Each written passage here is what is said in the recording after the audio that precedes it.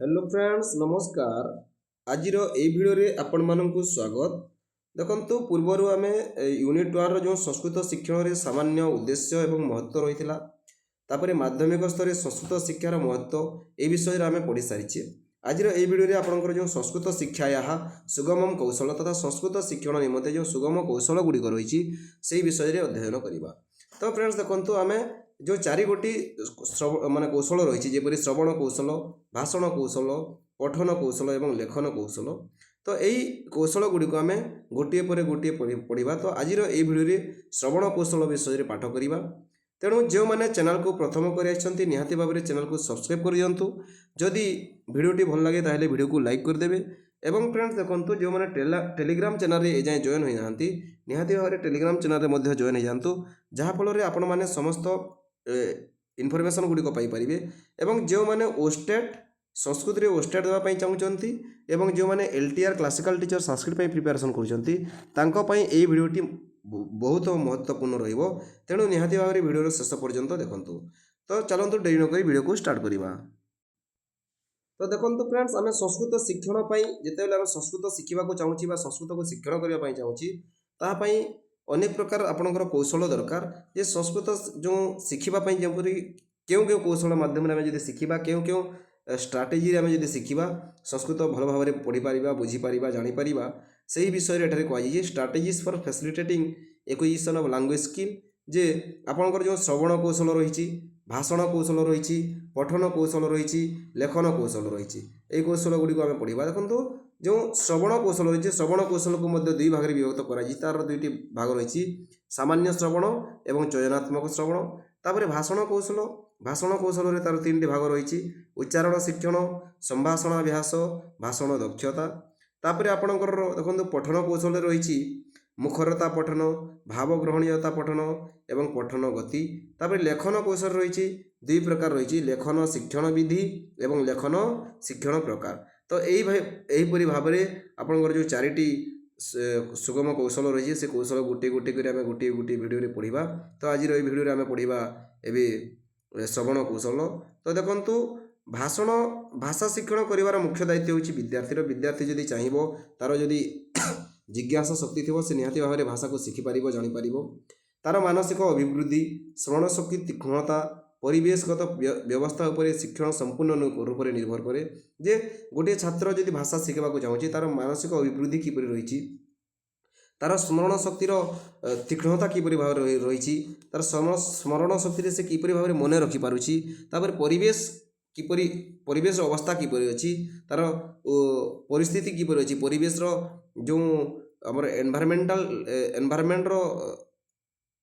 व्यवस्था किपरि भाव में रही निहाती भाव में भाषा शिक्षण रे इफेक्ट पड़ी थाए।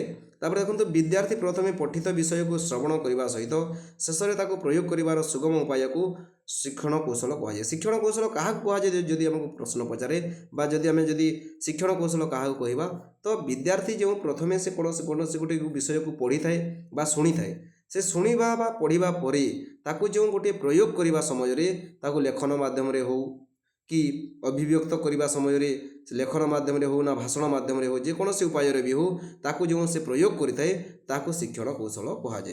तो सही दृष्टि शिक्षण कौशल को दुई भाग में विभक्त कर ग्रहणात्मक शिक्षण, अभिव्यक्तात्मक शिक्षण। तो देखो ग्रहणात्मक शिक्षण कौन जे विद्या आहरण करने निमंते जो शिक्षण पर विद्यार्थी निर्भर करे ताकू ग्रहणात्मक शिक्षण कहुए। जिते बेले जेकोसी भी गोटे जिनस को है जेकोसी विषय रे जदि विद्यार्थी कौन कर विद्या को आहरण करने को प्रयास कर विद्या अर्जन करने को प्रयास कर से जो शिक्षण उपर निर्भर करें जहाद्वारा से विद्या ग्रहण करें ग्रहणात्मक शिक्षण कहुए। यह पुणी दुई भाग में विभक्त माने आपणकर जो ताहा पुणी दुई भाग में मानसिक विपार सह कार्य करें जेपरी श्रवण शिक्षण, पठन शिक्षण। तो ग्रहणात्मक शिक्षण क्या कहुए श्रवण शिक्षण एवं पठन शिक्षण। जदि गोटे विद्यार्थी कौन कर कौन विषय को शुणव कौन विषय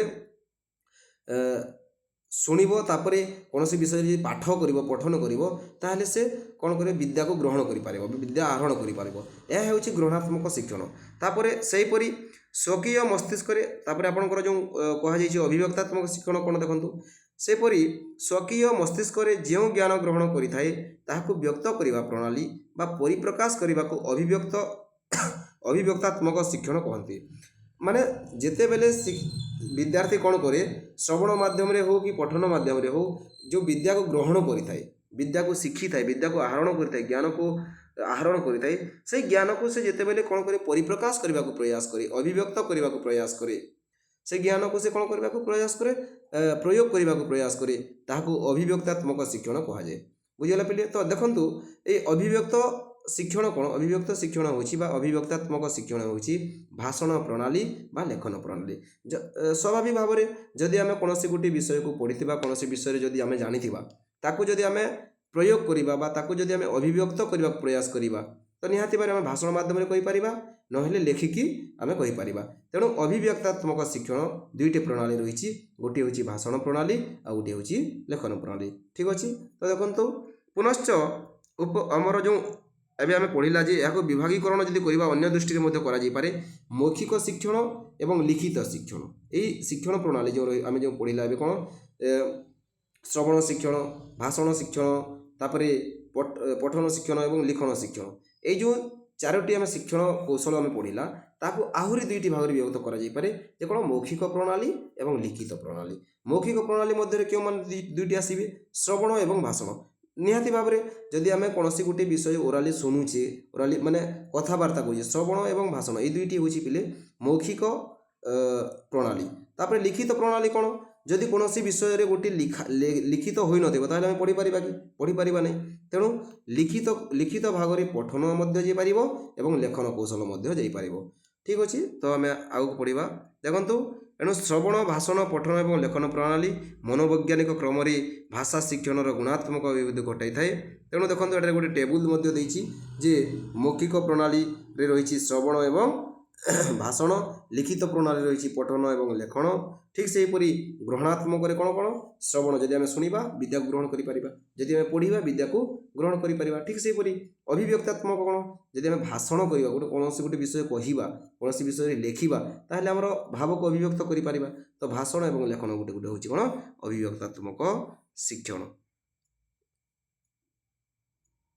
ଠିକ୍ ଅଛି? ତାହେଲେ ଆଗକୁ ଦେଖିବା ଆମେ ଶ୍ରବଣ କୌଶଳ କ'ଣ। ଏବେ ଆପଣଙ୍କର ଯେଉଁ ଚାରୋଟି କୌଶଳ ରହିଛି, ଚାରୋଟି କୌଶଳ ମଧ୍ୟରୁ ପ୍ରଥମ କୌଶଳ ଶ୍ରବଣ କୌଶଳ ବିଷୟରେ ପାଠ କରିବା। ଦେଖନ୍ତୁ, କର୍ଣ୍ଣଦ୍ୱୟ ମାଧ୍ୟମରେ ଧ୍ୱନି ଗ୍ରହଣ ପ୍ରକ୍ରିୟାକୁ ଶ୍ରବଣ କୌଶଳ କୁହାଯାଏ। ଯେ ଆମେ ଆମର କାନ ଦୁଇଟି ମାଧ୍ୟମରେ ଆମେ ଯେଉଁ ଯେକୌଣସି ବିଷୟରେ ଶୁଣିଥାଉଁ, ଜାଣିଥାଉଁ, ତାକୁ ଶ୍ରବଣ କୌଶଳ କୁହାଯାଏ।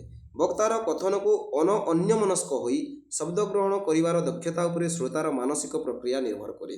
ଯଦି ବକ୍ତା କୌଣସି ଗୋଟିଏ ବିଷୟରେ କହୁଛି, ତାକୁ ଆମେ ଅନ୍ୟମନସ୍କ ହୋଇ, ମାନେ ଅନ୍ୟମନସ୍କ ନ ହୋଇ ଯଦି ତାର ସେ ଯେଉଁ କଥାର ଶବ୍ଦକୁ ଗ୍ରହଣ କରିବା, ସେ ଯେଉଁ ଯାହା କହୁଛି ତାକୁ ଶୁଣିବାକୁ ଚେଷ୍ଟା କରିବା, ତାର ଦକ୍ଷତା ଯଦି ଆମେ ସେ ଶୁଣିବାର ଦକ୍ଷତା ଆମର ଉପରେ ରଖିବା, ତାହେଲେ ଆମର ମାନସିକ ପ୍ରକ୍ରିୟା ନିର୍ଭର, ମାନେ ଆମେ ଯଦି ଆମେ ଅନ୍ୟମନସ୍କ ନ ହୋଇ ଯେଉଁ ବକ୍ତା ଯେଉଁ କଥା କହୁଛି ସେ କଥାକୁ ଭଲ ଭାବରେ ଶୁଣିବା, ତାହେଲେ ନିହାତି ଭାବରେ ଆମକୁ ଫଳପ୍ରଦ ହେବ। ତାପରେ ଶ୍ରବଣର ପରବର୍ତ୍ତୀ ପ୍ରକ୍ରିୟା ହେଲା ଅର୍ଥାବୋଧାତ୍ମିକା ଶକ୍ତି। ସେ ଯେଉଁ ବକ୍ତା ଯେଉଁ କଥାଟି କହୁଛି, ସେ ଯେଉଁ ଅନେକ ଗୁଡ଼ିଏ ଶବ୍ଦ କହୁଛି, ଅନେକ ଗୁଡ଼ିଏ ବାକ୍ୟ କହୁଛି, ତାକୁ ଯଦି ଆମେ କ'ଣ କରିବା, ଶୁଣିବା, ଶୁଣି ସାରିଲା ପରେ ଆମର ଶ୍ରବଣ କରି ସାରିଲା ପରେ ତାର ପରବର୍ତ୍ତୀ ପ୍ରକ୍ରିୟାଟି ହେଉଛି ଅର୍ଥାବୋଧାତ୍ମିକା ଶକ୍ତି। ସେ ଯେଉଁ ଭାଷା କହୁଛି, ଯେଉଁ ଶବ୍ଦ କହୁଛି, ଯେଉଁ ବାକ୍ୟ କହୁଛି, ତାର ଅର୍ଥକୁ ଆମେ ବୁଝିପାରୁଛେ ନା ନାହିଁ, ଏଇଟା ହେଉଛି ନିହାତି ଭାବରେ ଇମ୍ପୋର୍ଟାଣ୍ଟ। ଯେ ସେ ଯେଉଁ ବାକ୍ୟ କହିଲା, ଯେଉଁ ଶବ୍ଦ କହିଲା, ଯାହାକୁ ଆମେ ଶୁଣିଲା, ତାର ଅର୍ଥକୁ ଆମେ ବୋଧ କରିବା ଉଚିତ। ତାପରେ ଏହାଦ୍ୱାରା ଯଥାର୍ଥ ଭାବରେ ଅର୍ଥବୋଧ କାର୍ଯ୍ୟ ସମାହିତ ହୋଇଥାଏ। ଯଦି ଆମେ ଅର୍ଥକୁ ବୁଝିବା, ତାହେଲେ ନିହାତି ଭାବରେ ସେଇ ଶ୍ରବଣର ଫଳପ୍ରଦ ହେବ, ଶ୍ରବଣ ଯେଉଁ କଲା ତାର ଫଳପ୍ରଦ ହେବ, ତାର ଲାଭଦାୟକ ହେବ। ବିଶେଷତଃ ଯଦି ଦେଖନ୍ତୁ, এই ଶ୍ରବଣ କୌଶଳରେ ଅନେକ ପ୍ରକାର ବାଧା ସୃଷ୍ଟି କରିଥାଏ। କିପରି?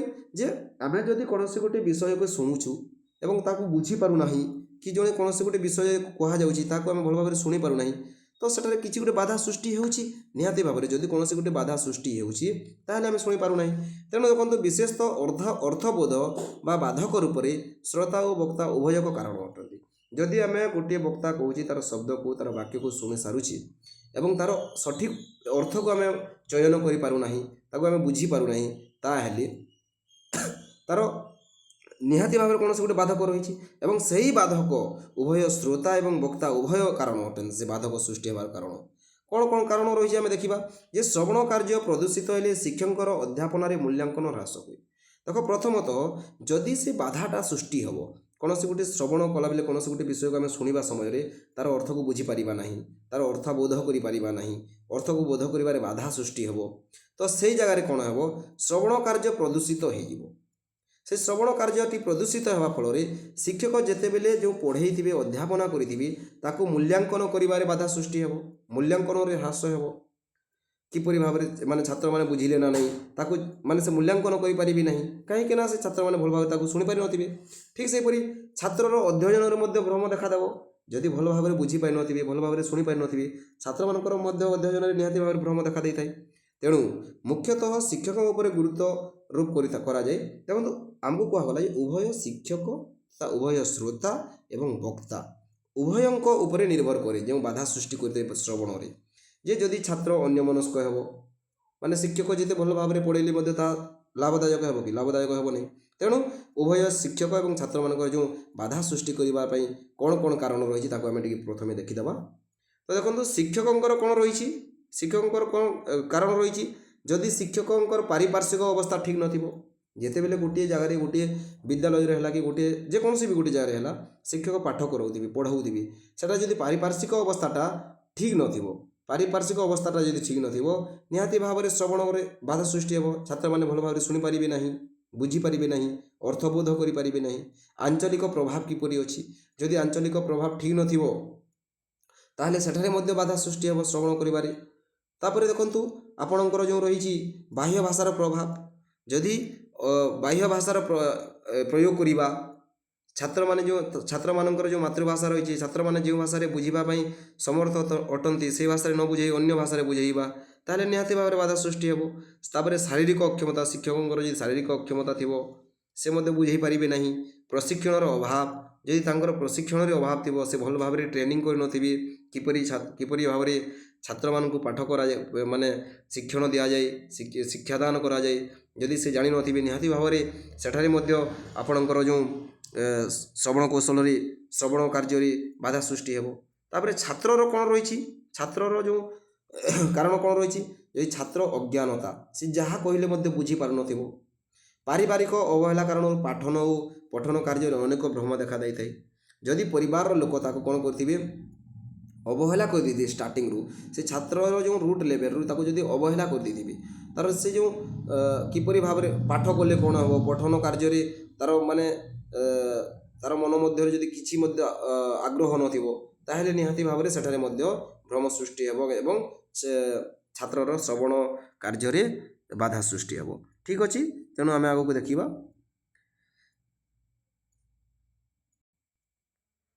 ଶିକ୍ଷକ ଛାତ୍ରମାନଙ୍କର ସଂସ୍କୃତ ଭାଷାର ଉଚ୍ଚାରଣରେ ପ୍ରତିଲକ୍ଷିତ ଶବ୍ଦାବଳୀର ପୁନଃ ନିରାକରଣ।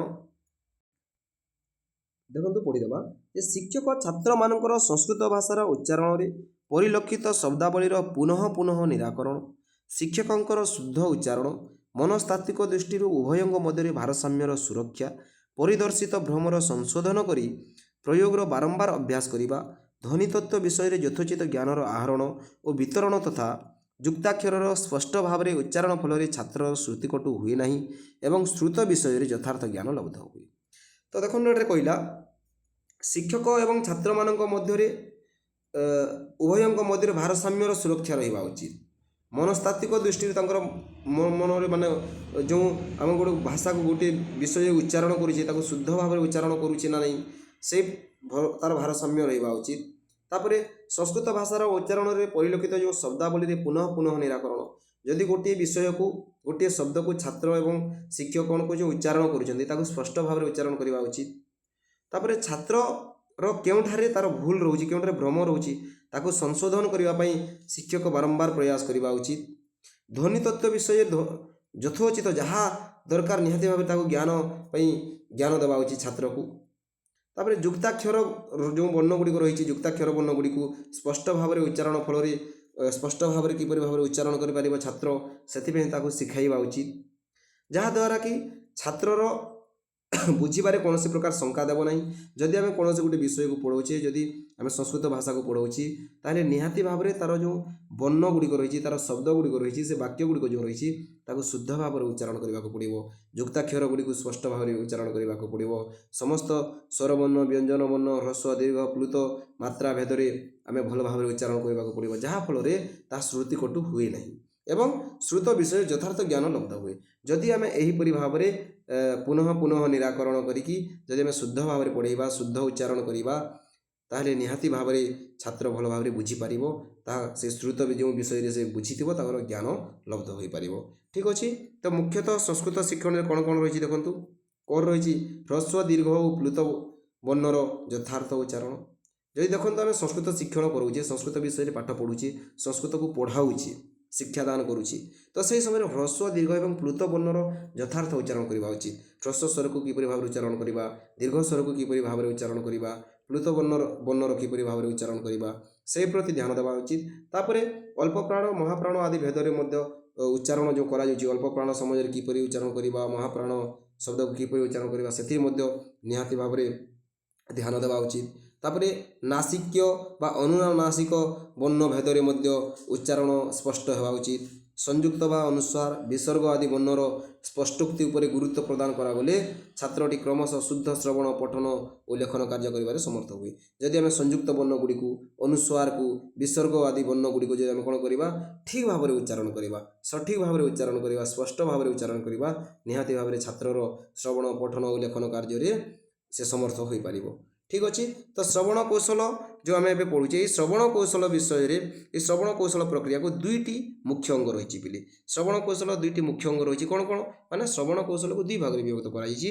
ଗୋଟିଏ ହେଉଛି ସାମାନ୍ୟ ଶ୍ରବଣ ଆଉ ଗୋଟିଏ ହେଉଛି ଚୟନାତ୍ମକ ଶ୍ରବଣ। ଗୋଟିଏ ହେଉଛି ସାମାନ୍ୟ ଶ୍ରବଣ, ଗୋଟିଏ ହେଉଛି ଚୟନାତ୍ମକ ଶ୍ରବଣ। ଠିକ୍ ଅଛି। ତ ସାମାନ୍ୟ ଶ୍ରବଣ କ'ଣ? ସାମାନ୍ୟ ଶ୍ରବଣ ରହିଛି ଭାଷା ବିଷୟକ ଶ୍ରବଣକୁ ସାମାନ୍ୟ ଶ୍ରବଣ କୁହାଯାଏ। ଯେକୌଣସି ଗୋଟିଏ ଭାଷା ବିଷୟରେ ଆମେ ଶୁଣୁଛେ, ଗୋଟିଏ ଭାଷା ବିଷୟରେ ଜାଣୁଛେ, ତାକୁ ସାମାନ୍ୟ ଶ୍ରବଣ କୁହାଯାଏ। ଶ୍ରେଣୀ ପ୍ରକୋଷ୍ଠ ମଧ୍ୟରେ ଶିକ୍ଷକଙ୍କର ମୁଖ ନିଃସୃତ ତଥା ବିଷୟର ପୁନଃ ଶ୍ରବଣ ଫଳରେ ସ୍ମରଣ ସମ୍ପନ୍ନ ଛାତ୍ର ମଧ୍ୟ ସମ୍ୟକ୍ ଜ୍ଞାନ ଆହରଣ କରିବାରେ ସମର୍ଥ ହୋଇପାରେ। ସେହି ଦୃଷ୍ଟିରୁ ଶ୍ରବଣକୁ ସାମାନ୍ୟତଃ 5 ଭାଗରେ ବିଭକ୍ତ କରାଯାଏ। ସାମାନ୍ୟ ଶ୍ରବଣ କ'ଣ? ଯଦି କୌଣସି ଗୋଟିଏ ବିଷୟକୁ ଆମେ ପଢ଼ାଉଛେ, କୌଣସି ବିଷୟ ଗୋଟିଏ ଶୁଣୁଛେ, କୌଣସି ବିଷୟରେ ଆମେ ଜ୍ଞାନ ଆହରଣ କରୁଛେ, ତାହେଲେ ତାକୁ ପୁନଃ ଶ୍ରବଣ ଫଳରେ ସ୍ମରଣ ସମ୍ପନ୍ନ ଛାତ୍ର କ'ଣ କରିଥାଏ? ଗୋଟିଏ ଥରରେ ସେ ତାକୁ ମନେ ରଖିଦେଇଥାଏ। ତେଣୁ ଏହି ସାମାନ୍ୟ ଶ୍ରବଣର 5 ଭାଗରେ ବିଭକ୍ତ କରାଯାଇଛି। ସାମାନ୍ୟ ଶ୍ରବଣ କ'ଣ? ସାମାନ୍ୟ ଶ୍ରବଣକୁ ପିଲେ 5 ଭାଗରେ ବିଭକ୍ତ କରାଯାଇଛି। ସେଇ 5 ଭାଗରେ ବିଭକ୍ତ କ'ଣ କ'ଣ କରାଯାଇଛି ଦେଖୁ। ଗୋଟିଏ ହେଲା ପର୍ଯ୍ୟାପ୍ତ ଶ୍ରବଣ, ତାପରେ ଶାନ୍ତଚିତ୍ତ ଶ୍ରବଣ, ତାପରେ ଏକାଗ୍ର ଶ୍ରବଣ, ତାପରେ ଅନୌପଚାରିକ ଶ୍ରବଣ ଏବଂ ବାଧାହୀନ ଶ୍ରବଣ। ତ ଠିକ୍ ଅଛି। ଆପଣଙ୍କର ଯେଉଁ ରହିଛି ପ୍ରଥମରେ ପର୍ଯ୍ୟାପ୍ତ ଶ୍ରବଣ କ'ଣ ଦେଖନ୍ତୁ, ଆମେ ପ୍ରଥମେ ଦେଖିଦେବା। ଠିକ୍ ଅଛି। ସାମାନ୍ୟ ଶ୍ରବଣ ଅନ୍ତର୍ଗତ ଯେଉଁ ପ୍ରଥମ ତାର ଯେଉଁ ଗୋଟିଏ ରହିଛି ପର୍ଯ୍ୟାପ୍ତ ଶ୍ରବଣ, ସାମାନ୍ୟ ଶ୍ରବଣର ଯେଉଁ 5ଟି ତାର ପ୍ରକାର ରହିଛି, ସେ ମଧ୍ୟରୁ ପ୍ରଥମ ପ୍ରକାର ହେଉଛି ପର୍ଯ୍ୟାପ୍ତ ଶ୍ରବଣ। ତ ପର୍ଯ୍ୟାପ୍ତ ଶ୍ରବଣ ମାନେ କ'ଣ? ଗୋଟିଏ ବିଷୟକୁ ଆମେ ବହୁବାର ଉତ୍ତମ ଭାବରେ ଶ୍ରବଣକୁ ପର୍ଯ୍ୟାପ୍ତ ଶ୍ରବଣ କୁହାଯାଏ। ଯେକୌଣସି ଗୋଟିଏ ବିଷୟ ଥିବ ଏବଂ ତାହାକୁ ବାରମ୍ବାର ଆମେ କ'ଣ କରୁଛେ? ଉତ୍ତମ ଭାବରେ ପଢ଼ୁଛି, ଭଲ ଭାବରେ ଜାଣିବାକୁ ପ୍ରୟାସ କରୁଛି, ତାହାକୁ ପର୍ଯ୍ୟାପ୍ତ ଶ୍ରବଣ କୁହାଯାଏ।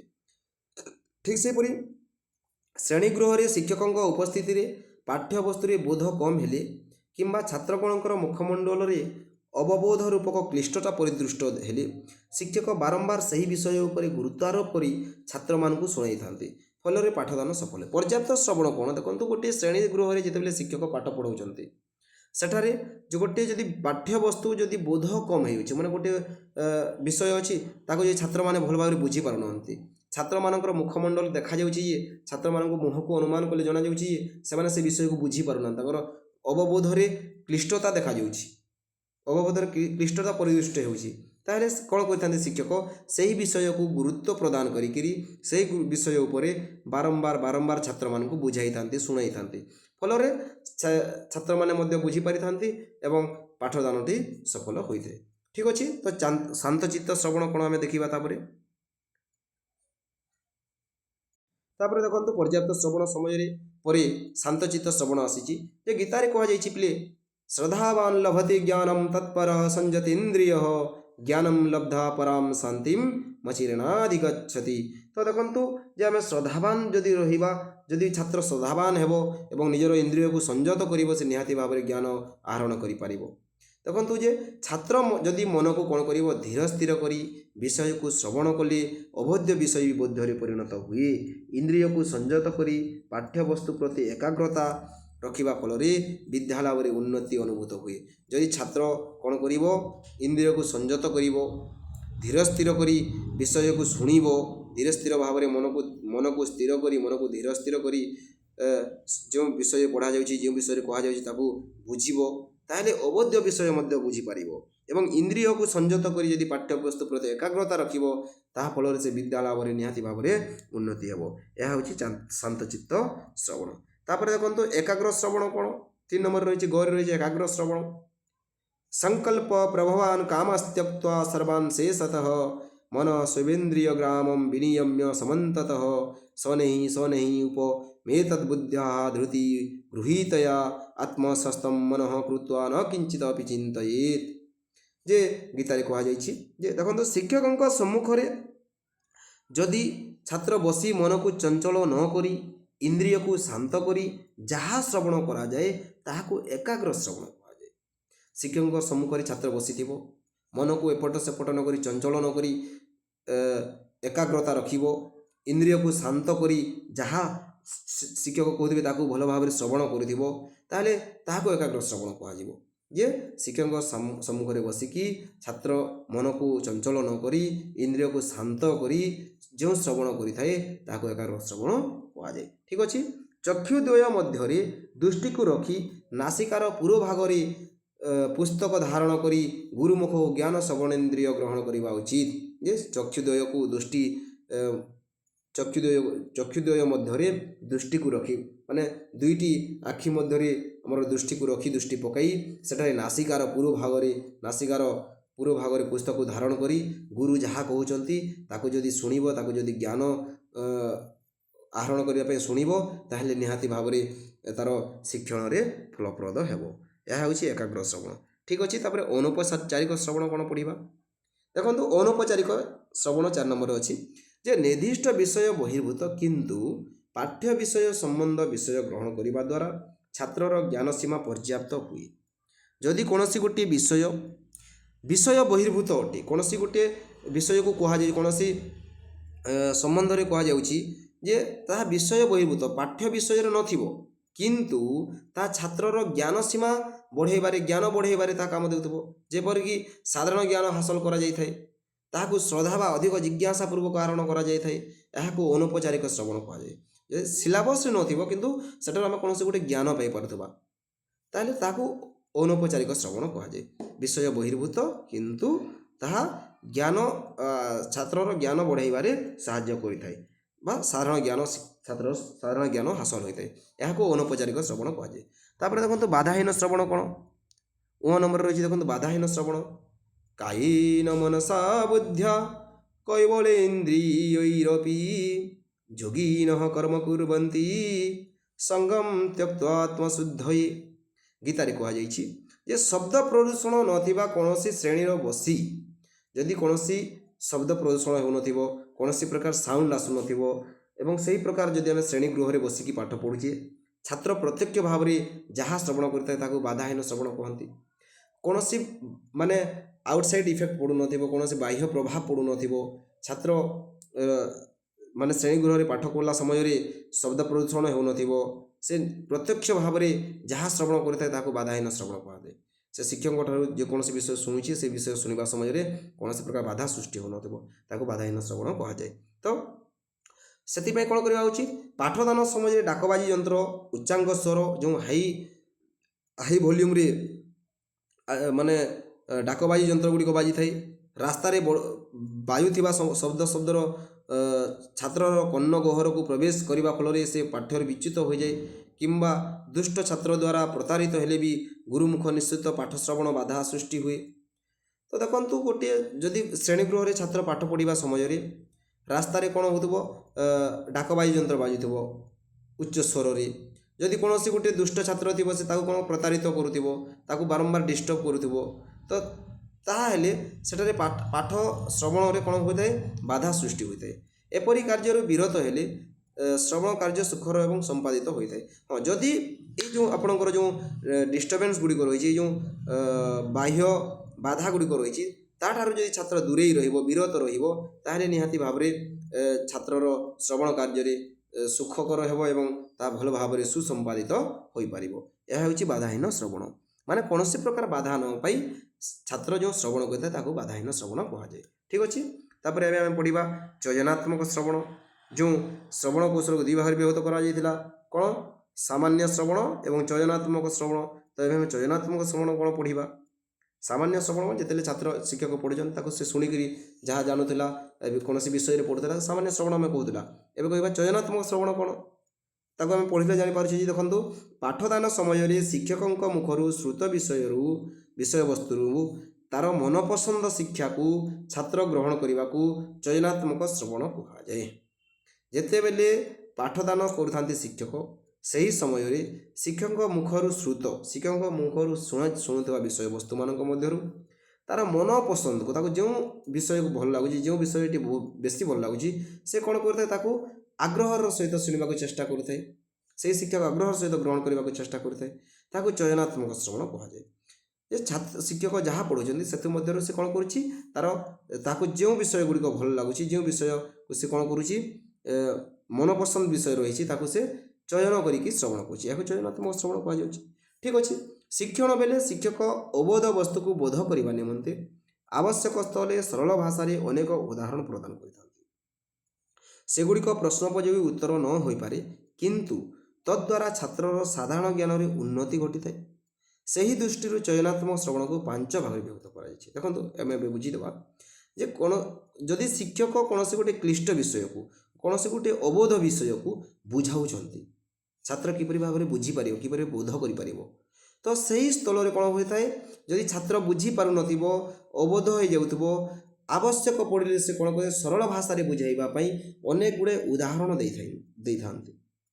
ତ ସେ ଉଦାହରଣ ପ୍ରଦାନ କରିଥାନ୍ତି, ଯେଉଁ ସେ ଉଦାହରଣ ଗୁଡ଼ିକ ପ୍ରଶ୍ନୋପଯୋଗୀ ଉତ୍ତର ହୋଇନପାରେ, ମାନେ ସେଇ ଉଦାହରଣ ଗୁଡ଼ିକ ପରୀକ୍ଷାରେ ଆସିନପାରେ, କିନ୍ତୁ ସେ ଉଦାହରଣ ମାଧ୍ୟମରେ ଛାତ୍ରଟି କ'ଣ କରିଥାଏ, ସେ ବିଷୟକୁ ବୁଝିପାରିଥାଏ, ଯାହାଦ୍ୱାରା ଛାତ୍ରର ସାଧାରଣ ଜ୍ଞାନରେ ମଧ୍ୟ ଉନ୍ନତି ଘଟିଥାଏ। ତ ଏହି ପ୍ରକାର ଭାବରେ ଯେଉଁ ଚୟନାତ୍ମକ ଶ୍ରବଣ ରହିଛି, ସେହି ଚୟନାତ୍ମକ ଶ୍ରବଣକୁ 5 ଭାଗରେ ବିଭକ୍ତ କରାଯାଇଛି।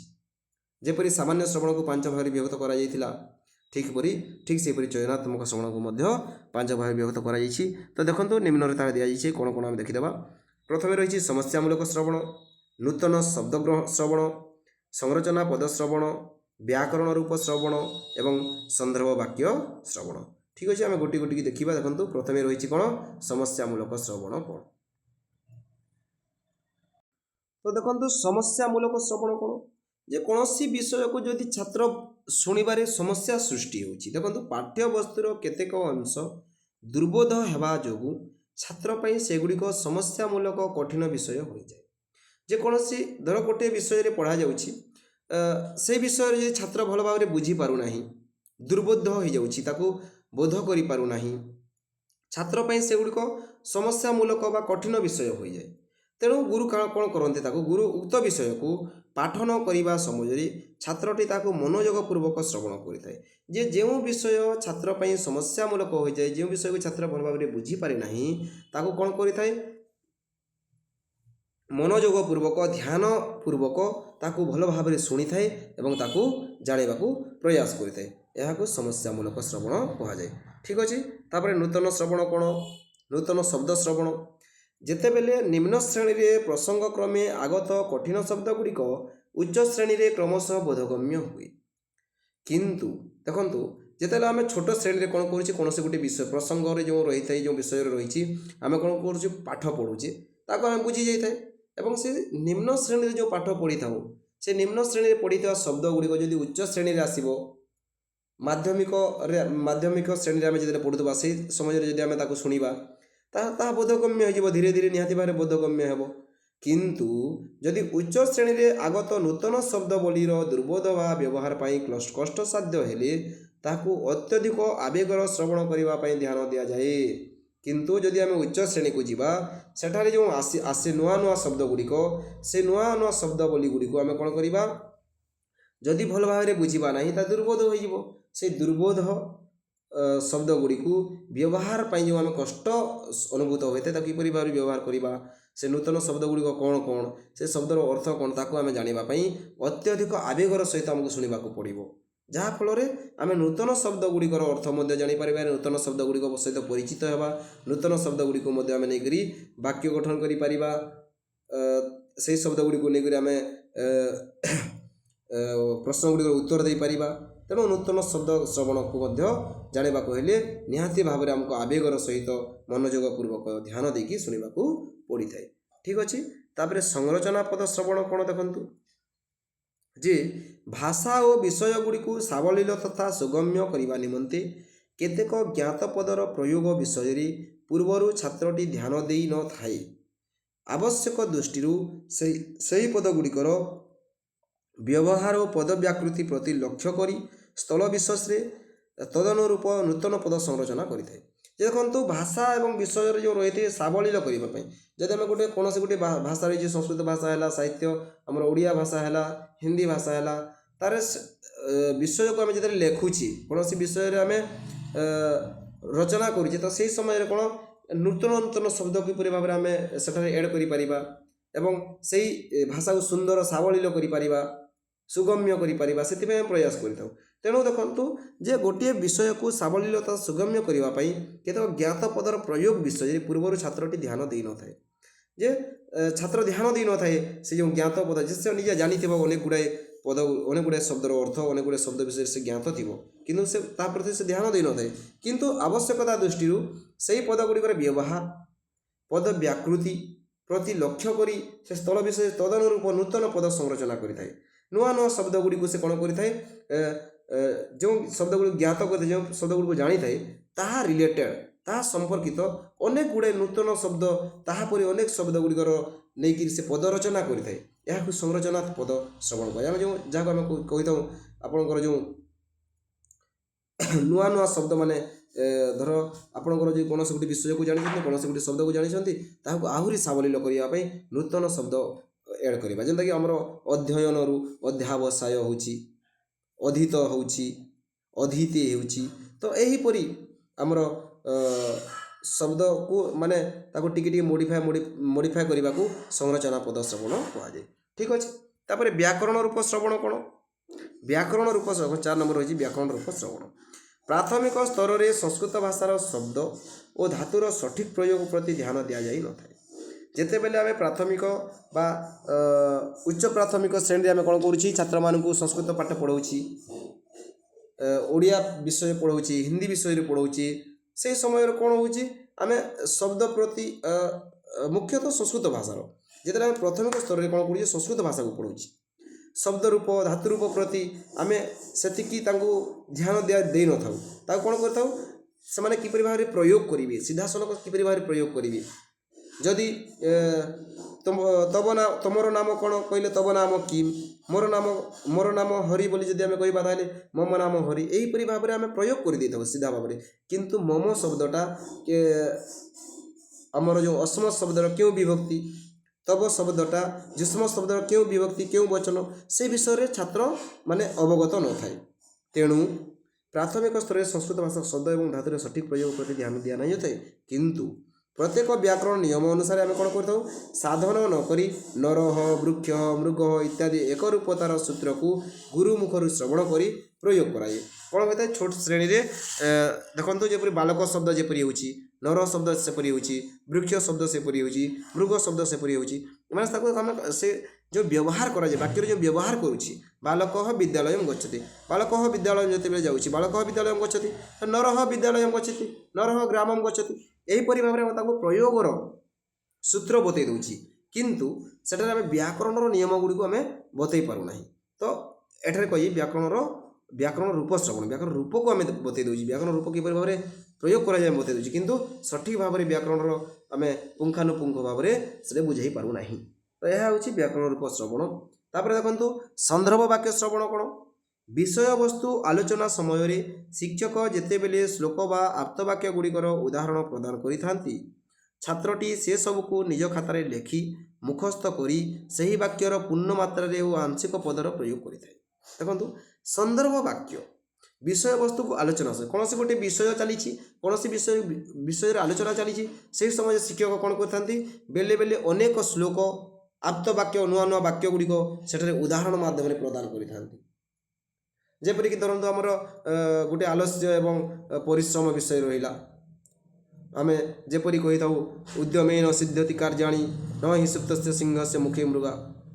तो यहीपरि जो आम कौन उदाहरण गुड़िक दे था से जो श्लोक गुड़िक मझी मझे कही था से श्लोक गुड़िक से आप्त वाक्य गुड़िक कौन कही था छात्र निजर खातार से लेखि दे थाए एवं ताको मुखस्थ करे एवं से ताको मुखस्थ कर सारा पर से जेते बेले ताको दरकार पड़े से वाक्य पूर्ण मात्रा ताकू हो कि आंशिक मात्रा हो से ताको कौन करते प्रयोग करते ताको लेखि थाए ताको व्याख्या करते।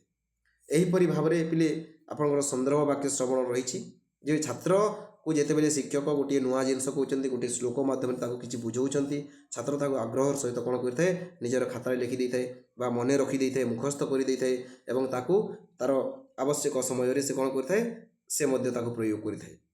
तो यह हूँ संदर्भ वाक्य श्रवण। ठीक अच्छे फ्रेंड्स देखो आज आम पढ़ला श्रवण कौशलर सामान्य श्रवण चयनात्मक श्रवण उभय सामान्य श्रवण और चयनात्मक श्रवण जो तार प्रकार भेद रही आम संपूर्ण भाव में आलोचना कला।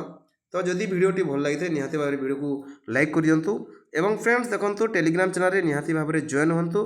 जदि टेलीग्राम चैनल रे आपण माने यही जो वीडियो आम पढ़ला ये पीडीएफ को पाइबा चाहूँगी जदि आपण मानक ये पीडीएफ टी दरकार हुए ताहले निहाती भाव में कमेंट बॉक्स में कमेंट करूँ ताहले मु आपण मानक टेलीग्राम रे पठेदेवी। ठीक अच्छे धन्यवाद नमस्कार।